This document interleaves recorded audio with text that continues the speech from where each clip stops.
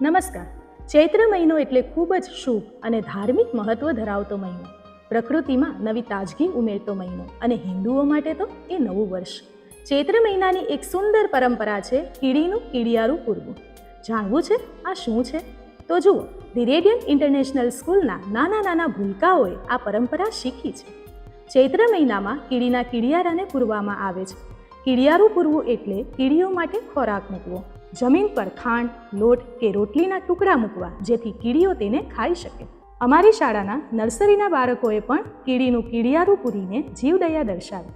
અને હા, કીડીઓ કેટલી મહેનતુ છે, કેટલી એકતા ધરાવતી હોય છે, કેટલા સહકારથી ખોરાકનો દાણે દાણો ભેગો કરે છે, તેના પરથી તેઓને જીવનનો એક નવો પાઠ શીખવા મળ્યો. બાળકો પ્રકૃતિ પ્રત્યે પ્રેમ વ્યક્ત કરતા શીખે, તેમજ આપણા ધાર્મિક રીત રિવાજો વિશે અત્યારથી જ શીખે. અને ખાસ બાળકોમાં અન્નદાન જેવું ઉચ્ચ લક્ષણ અત્યારથી જ જાણે, તે આ પ્રવૃત્તિનો મુખ્ય હેતુ રહ્યો.